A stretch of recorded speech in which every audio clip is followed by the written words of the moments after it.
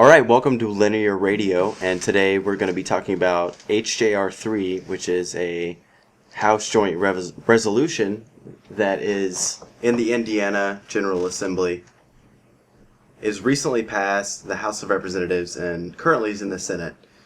And the resolution is basically a law that would provide that only marriage between a man and a woman is valid in the state of Indiana. And it also has another part that is defining legal status identical or substantially similar to marriage for unmarried individuals is not valid or recognized in the state. That's the word of the law, but that's how the law is written in the bill.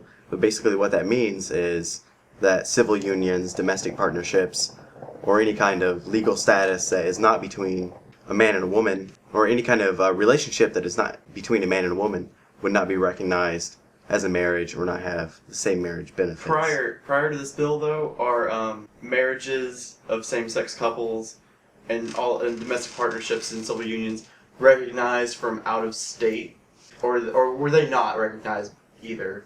I'm not. There was an act passed by the federal government called DOMA, which is the Defense of Marriage Act. And basically what that said is that every marriage has to be recognized by every state. So that if you're married in Illinois and it's a same-sex marriage, I'm pretty sure that's legal in Illinois. I could be wrong. Yeah, Illinois recently got that. Yeah, but if you went to go marry in Illinois and came back to Indiana, the Defense of Marriage Act, I'm pretty sure says that Indiana would have to recognize that. Yeah. But, so this bill would negate this other law that's in practice. From what I understand, yeah, but at the same time, same-sex marriage is already illegal in Indiana, and this joint resolution, HJR3, would put it into the Constitution. So it's incredibly hard to reverse. Yeah. It's like trying to make it permanent. Yeah, it's trying to make it permanent so that, it's never going to happen. Because, I don't know if it's a political game or if it's more of they're actually afraid of that. Because rationally, I don't think... It's not... Basically what I'm saying is it's not rational to be afraid of that if your state is moving one way. Because, your government's supposed to represent, the majority of the population's feelings or be progressive at least. But it's just solidifying it in the Constitution. So... you can't pin down whether or not the people who are trying to put this through, what their motivation is. Well, yeah, what is it? I don't understand what their motivation is. Because, it's easy to label it's not transparent what it is. In some cases, some people are purely catering to their voters. Yeah. No matter if they're small or big, they're like, these are the people that vote for me. I'm definitely going to say that gay marriage will permanently be illegal. Or if they really believe some kind of moral, their quote morals. Yeah, there are two aspects of it. I think you can speak on this a lot as well. You probably have followed the Tea Party and how radical right wing they are. Brady. And that's the aspect of it that I think maybe it is morals, because they're definitely trying to legislate morality. That's for sure. I mean, I feel like it's definitely hard to tell what their motivation is. Definitely right there, but I feel like some of it is driven by a need to legislate morality and appeal to those voters that are extreme. Absolutely. And at the same time, on top of that, it's an election year. Yes. So they've got to solidify as many votes as they can. Yeah. So come November, they don't have to worry about their cushy little career politician seat in the Indiana Assembly. One would think that even the people who are trying to cater, who aren't necessarily catering to their voters, but have that belief that it's wrong, are also still catering to their voters as well. So it's kind of like a dual motivation for them. It's true, because what I also wanted to say is that the bill that I read that provides only one marriage between a man and a woman is legal, and also anything resembling that is not legal. It's invalid. When HJR3 came up for a vote in the House of Representatives, on, was it Monday? That was it last month. Last Monday was January. I don't fucking know. It doesn't matter. Okay. Last Monday for us. Last Monday. It's February 1st right now. So. Right. It was in the house. That's actually February 2nd. Shut up. God. Only by an hour. You're a stickler for the details. Anyway. They took out the second sentence because it was really controversial. And the second sentence says provides that a legal status identical or substantially similar to that of marriage for unmarried individuals shall not be valid or recognized. What people were scared of is the fact that civil unions can be recognized, domestic partnerships would not be recognized. Anything outside of a man and a woman being married in the institution That's already in place anyway. right. Well, So now that almost takes it further at the same time. Like it's already in place that we can't same-sex marriage, but civil unions are legal in Indiana. Mhm. But that would make them illegal. And one of the Democratic leaders said it would affect like domestic violence laws as well, because if me and Cheyenne, or if me and my girlfriend, no one knows who Cheyenne is, no one can see. But if we were together, put a picture of Cheyenne up there later. yeah, this is her right here. But if I was like to beat the shit out of her, which is really extreme, I would never do that. She would not be protected under the law because even though we're living together, we're not married. Now, I'm not too clear on these laws. I never had to deal with it personally. So, if it was like a civil union being together or I think it would be a domestic partnership at that point, right?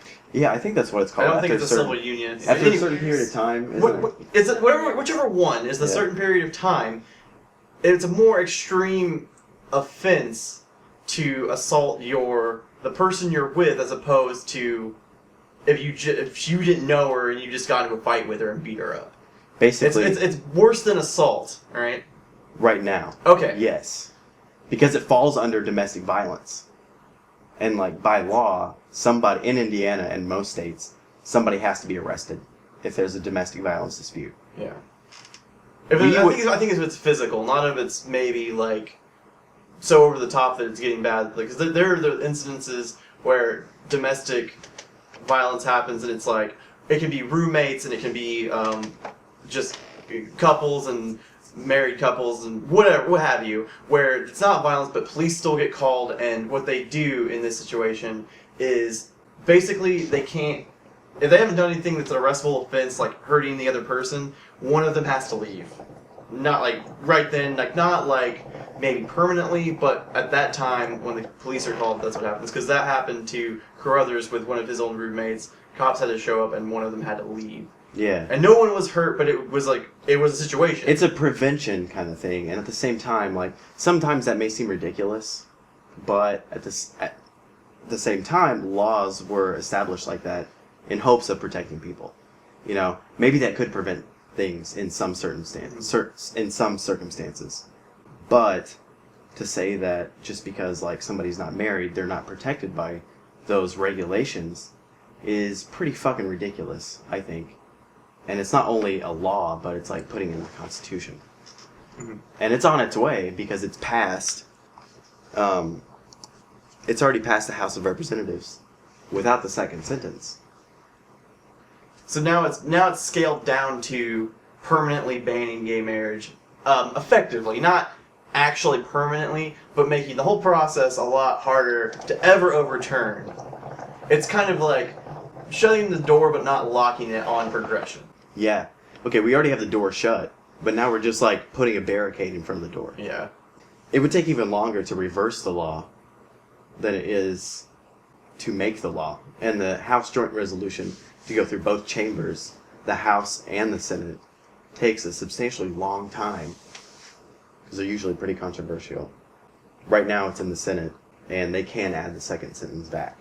I think we touched on this maybe earlier, like in one of our other episodes about like economics and stuff. Crap, I lost my thought. You'd think that with your conservatives that this type of like implementation of law that hampers your rights is definitely like something that the conservative movement is like not about. That's But- the fracture in the party that and- you see. Yeah, it's like, even though your constituents have like this like religious belief or moral belief, maybe not necessarily like together, that this still hurts the things that they're always on about. That you know, with like gun control and stuff, it's like you're hurting people's rights and freedoms, and it's like that's exactly what you're doing.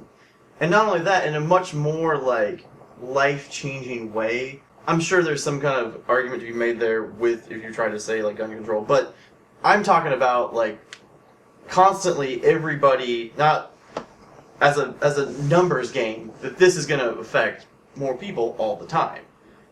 Like, say what you will about gun control, not everyone is ever going to like need to pretend to defend themselves to save their lives, but a lot more people are going to have to be like, well, I want to be like legally with this person. Yeah, and it's going to keep people away from Indiana. It's Yeah. going to keep people saying, like, this is a place that I really don't want to go if they're going this direction. But at the same time, like, we talk about constituents and voters. Constituents are people that live in a certain representative's district. Yeah. The people that are eligible to vote, not necessarily the voters. We'll continue this on the next episode.